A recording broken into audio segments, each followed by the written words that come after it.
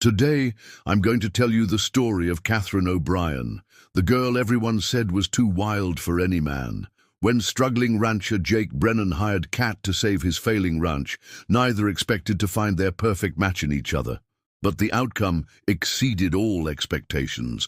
Please subscribe to our channel and comment where you're listening to this story from.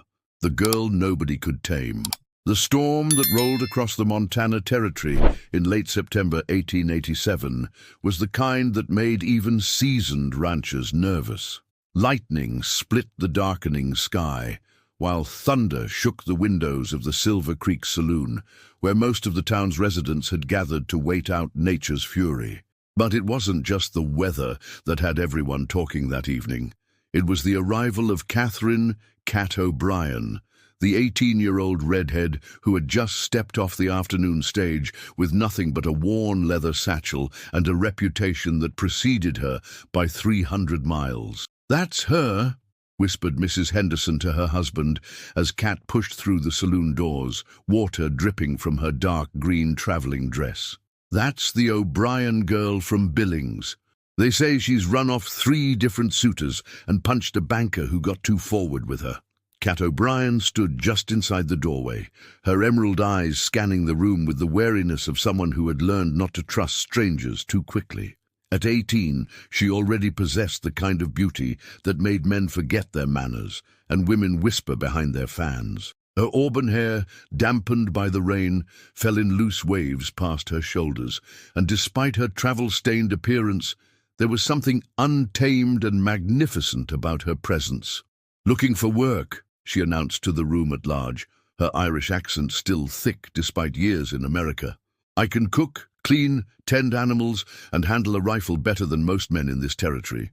Anyone need help that doesn't come with expectations I won't be meeting." The room fell silent, except for the drumming of rain on the roof. Several men exchanged glances, clearly weighing their chances against Cat's notorious reputation for rejecting male attention with creative and often painful methods. It was then that Jake Brennan looked up from his corner table, where he had been nursing a whiskey and trying to forget another day of struggling to keep his ranch afloat.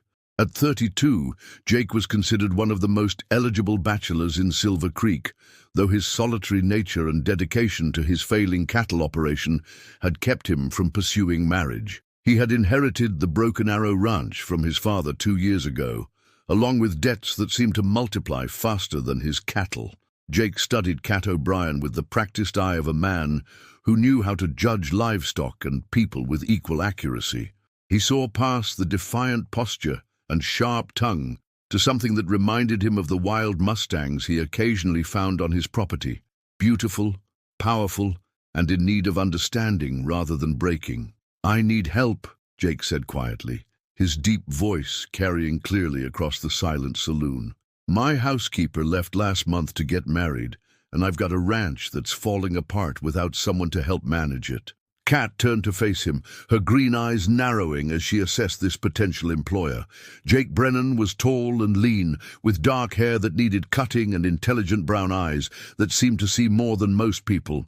His clothes were clean but well worn, suggesting a man who worked hard for everything he had. "What kind of help?" Cat asked, moving closer to his table but remaining standing. "And what kind of expectations come with the job?" "The kind where you work hard, get paid fairly, and nobody bothers you about anything that isn't ranch business," Jake replied, meeting her direct gaze without flinching. "I need someone who can handle the house, help with the books, and isn't afraid of hard work. The ranch is about 10 miles outside town, so you'd be staying in the main house.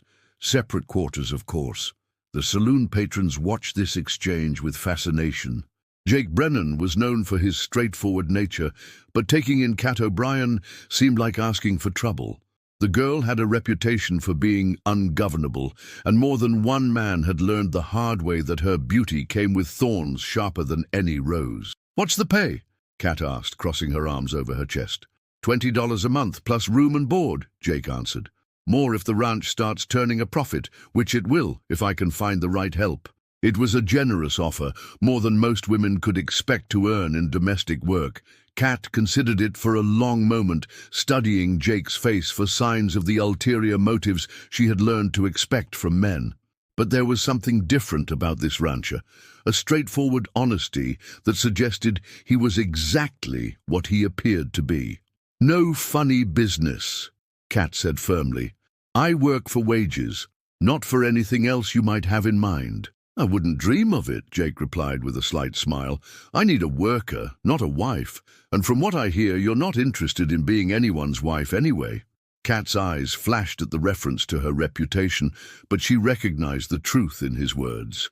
She had indeed rejected multiple marriage proposals, not because she was opposed to marriage in principle, but because every man who had courted her had seemed more interested in taming her spirit than understanding it. "When do I start?" she asked. "Tomorrow morning, if you can be ready. I'll pick you up at the boarding house at dawn." As Kat nodded her agreement and headed toward the stairs that led to the boarding house rooms above the saloon, the other patrons gradually returned to their conversations, but Jake remained at his table, sipping his whiskey and wondering what he had just gotten himself into. He had heard the stories about Kat O'Brien, how she had outshot 3 men at a county fair, how she had refused to marry the banker's son despite his family's wealth and influence, how she had supposedly broken a man's nose for grabbing her inappropriately at a dance. But looking at her tonight, Jake had seen something that the stories missed. Beneath the defiance and independence was a loneliness that matched his own, a sense of being out of place in a world that had very specific expectations for young women. Maybe that's exactly what the Broken Arrow Ranch needed. Someone who understood what it meant to fight against the odds and refused to give up. Someone who was too wild for any man, might be exactly wild enough for a ranch that everyone said was too far gone to save. When wild meets broken, dawn came grey and cold over Silver Creek, with frost coating the wooden boardwalks and a sharp wind that promised winter wasn't far behind. Kat O'Brien stood outside the boarding house with her leather satchel at her feet, watching the empty street for any sign of Jake Brennan. She had slept poorly, partly from the uncomfortable bed, but mostly from wondering if she had made a mistake accepting work from a man she knew nothing about. At exactly 6 o'clock, the sound of hoofbeats echoed down the main street, and Jake appeared driving a weather-beaten wagon pulled by 2 sturdy horses. He looked even more rugged in the morning light, his dark hair damp from washing, and his brown eyes alert despite the early hour. He wore working clothes, denim pants, a flannel shirt, and a leather vest that had seen countless days of hard labor. "Morning, Miss O'Brien," Jake said, climbing down from the wagon to help with her bag. "I hope you're ready for a different kind of life than what you're used to."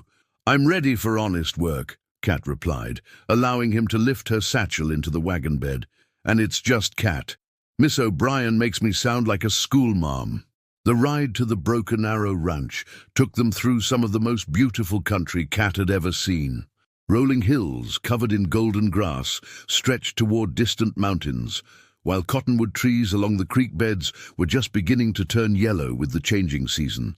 But even Kat's untrained eye could see signs of struggle. Broken fences that needed repair, cattle scattered in groups too small to be profitable, and an overall sense of neglect that spoke of too much work for too few hands. "How long have you been running this place alone?" Kat asked as they bounced along the rutted road. "Since my father died 2 years ago," Jake replied, his hands steady on the reins despite the rough terrain. "Had some help until recently, but most folks around here think the Broken Arrow is too far gone to save. Can't say I blame them. Some days I think the same thing myself." The ranch house appeared ahead of them, a 2-story structure built from local timber with a wide front porch that had probably been welcoming once, but now sagged under the weight of deferred maintenance. The barn was in better condition, suggesting that Jake prioritized his animals over his own comfort, and Kat could see several outbuildings that housed equipment and supplies. "It's got good bones," Kat observed, studying the property with a critical eye. "Needs work, but the foundation is solid." Jake shot her a surprised look. "You know something about construction?" "My father was a carpenter before we came west," Kat replied. "He taught me to see past what is to what could be. This place has potential. It just needs someone willing to fight for it. As they approached the house, Jake's expression grew more serious. Cat, I should warn you about something. The reason my last housekeeper left wasn't just because she got married. The Broken Arrow has been having some problems with rustlers and vandalism. Nothing dangerous so far, but enough to make some folks nervous about staying. Cat considered this information without alarm. You think someone's trying to drive you off your land? Could be. There's been talk about the railroad coming through this valley, and my property sits right where they'd want to build. Some people might figure it's easier to buy the land cheap from a desperate seller than pay fair market value. The wagon pulled up in front of the house, and Jake helped Cat down from the seat. Up close, she could see that the building was sturdier than it appeared from a distance, though it clearly needed a woman's touch to make it feel like a home again. Inside, the house was clean but sparse, with furniture that was functional rather than comfortable. The kitchen was well equipped, but showed signs of a man cooking for himself. Dishes stacked haphazardly, supplies stored without organization, and a general lack of the order that came from someone who actually enjoyed domestic work. Your room is upstairs, Jake said, leading her up a narrow staircase to a small but pleasant bedroom with a window that looked out over the valley. My room is at the other end of the hall, and there's a lock on your door if it makes you feel safer.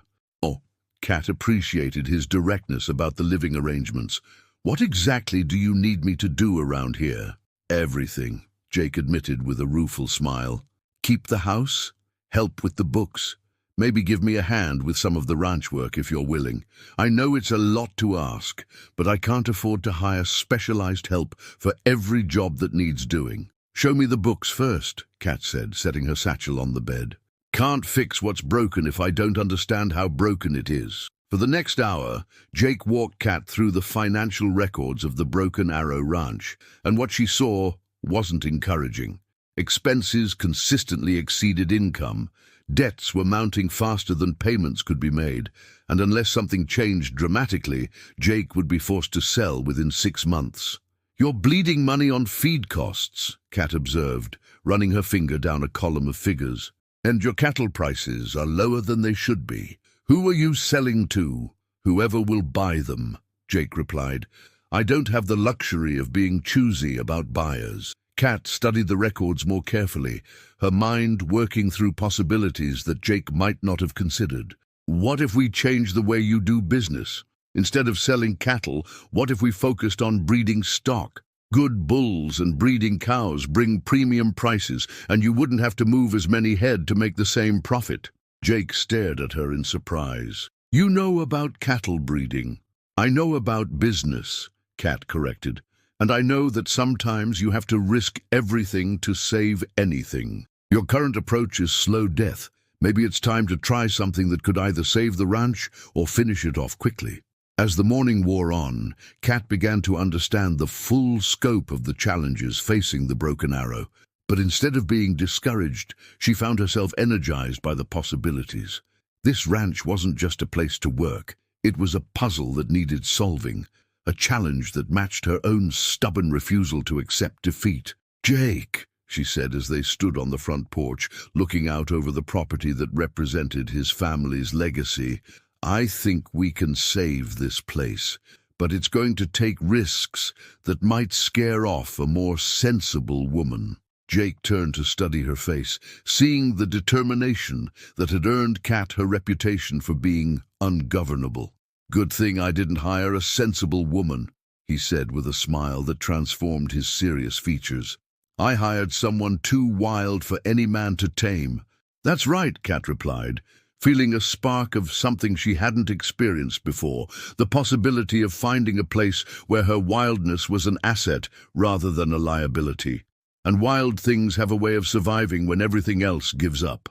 The partnership that changed everything. 3 weeks into her employment at the Broken Arrow Ranch, Cat O'Brien had already transformed the property in ways that surprised even Jake.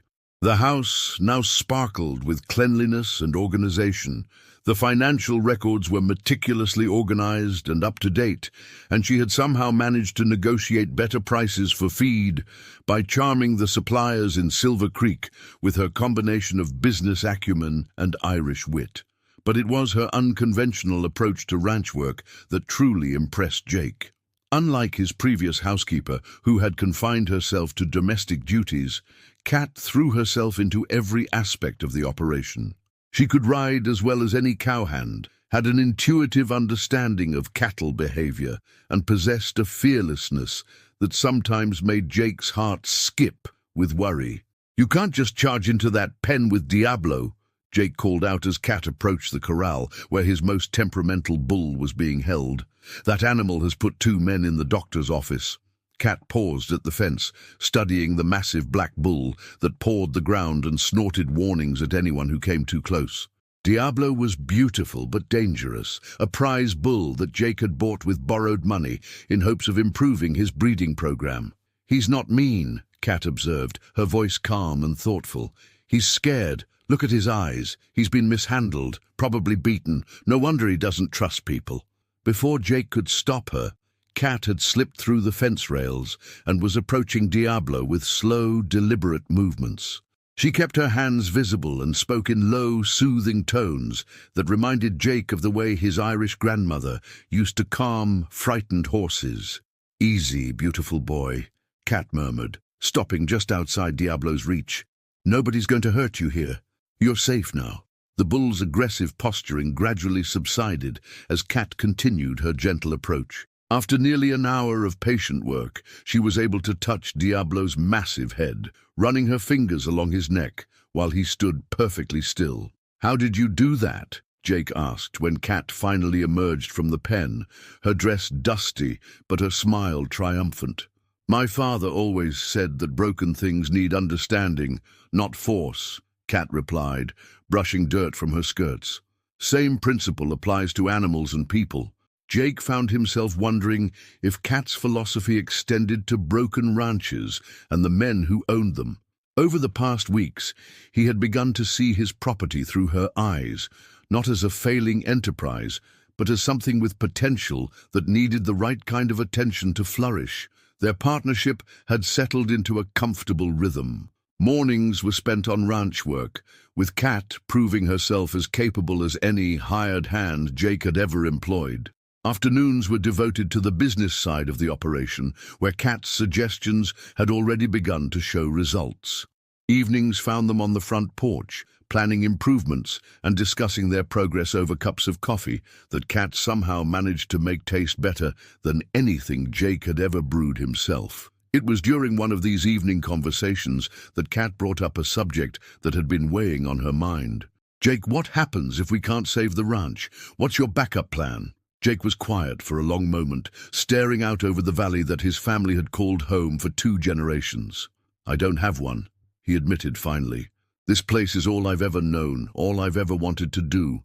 If I lose it, you won't lose it," Kat said with the fierce determination that Jake had learned to associate with her most ambitious plans. "I've been thinking about what you said regarding the railroad. Instead of seeing it as a threat, what if we made it work for us?" "How do you mean?" Kat leaned forward in her chair, her green eyes bright with excitement. "The railroad needs beef to feed their construction crews. Fresh meat delivered regularly at premium prices because of the convenience. We're perfectly positioned to supply them, especially if we can prove our cattle are healthy and well-managed." Jake considered this possibility. "It would mean taking on debt to increase our herd size, and there's no guarantee the railroad will actually come through here." "There's no guarantee of anything," Kat replied.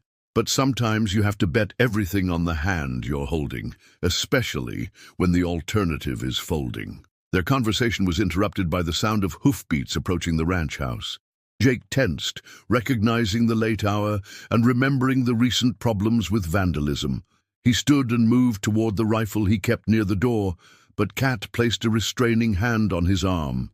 "3 riders," she said quietly, her keen hearing picking up details that Jake had missed. "Moving slowly, not trying to hide their approach. Probably not trouble."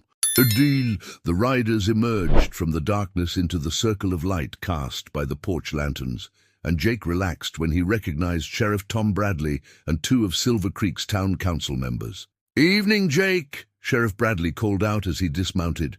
"Miss O'Brien." Sorry to bother you folks so late, but we've got some news that couldn't wait until morning. What kind of news? Jake asked, though something in the sheriff's tone suggested it wasn't entirely bad. The railroad survey team came through town today, Bradley explained. They've confirmed that the line will be coming through this valley, and they're looking to negotiate contracts for beef supply with local ranchers. Kat shot Jake a meaningful look, but he was too focused on the sheriff's words to notice her expression. There's more, Bradley continued. They're also interested in buying land for a depot and switching yard. Your property sits right where they want to build, Jake. They're prepared to make you an offer that would solve all your financial problems. Jake felt his heart sink. The offer represented salvation, but it also meant the end of everything his family had built. How much time do I have to decide? They want an answer within 2 weeks, Bradley replied. I know it's a difficult decision, but with your current debts, it might be the smart play. After the sheriff and council members left, Jake and Kat sat in silence on the porch, each lost in their own thoughts. The railroad offer represented security and freedom from debt, but it also meant abandoning the dream that had brought them together. You're going to take it, aren't you? Kat asked finally, her voice carefully neutral. I don't know, Jake admitted. A month ago, I would have jumped at the chance. But now what? Jake turned to look at Kat, seeing her in the lamplight with her auburn hair loose around her shoulders and her green eyes reflecting depths of understanding that went far beyond her 18 years. Now I have a partner who believes this place can be saved, and I'm starting to believe it too. Kat felt something shift in her chest, a warmth that had nothing to do with the coffee cup in her hands. Partners, she repeated quietly. I like the sound of that. Finding home where hearts collide. The morning of the railroad deadline dawned clear and cold, with frost coating the valley in silver that sparkled like diamonds in the early sunlight. Kat stood at the kitchen window, watching Jake saddle his horse for the ride to town, where he would give his final answer to the railroad representatives.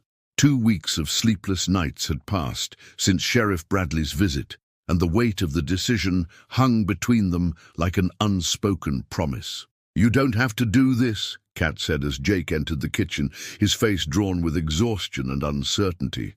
The smart thing would be to take their money and start over somewhere else. Jake poured himself coffee with hands that trembled slightly, whether from cold or nerves Kat couldn't tell. Since when have either of us been interested in doing the smart thing? Over the past 2 weeks, their partnership had deepened into something neither had expected when Kat first stepped off that stage in Silver Creek. They worked together with an intuitive understanding that made every task easier.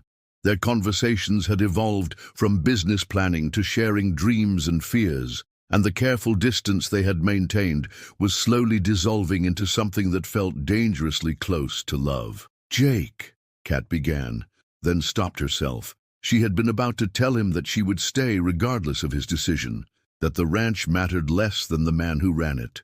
But such words would change everything between them, and she wasn't sure either of them was ready for that conversation. What is it? Jake asked, studying her face with the intensity that had become familiar over their weeks together. Nothing, Kat said, turning back to the window. Just, whatever you decide, make sure it's what you really want. Jake set down his coffee cup and moved to stand beside her at the window, close enough that she could smell the soap he used for shaving and feel the warmth radiating from his body. What I want might not be possible, he said quietly. Before Kat could ask what he meant, the sound of approaching horses drew their attention to the yard outside. A group of riders was coming up the main road, but these weren't the railroad representatives or town officials they had been expecting. These were working cowboys, at least a dozen of them, riding with the purposeful determination of men with a job to do. Stay inside, Jake said, reaching for his rifle.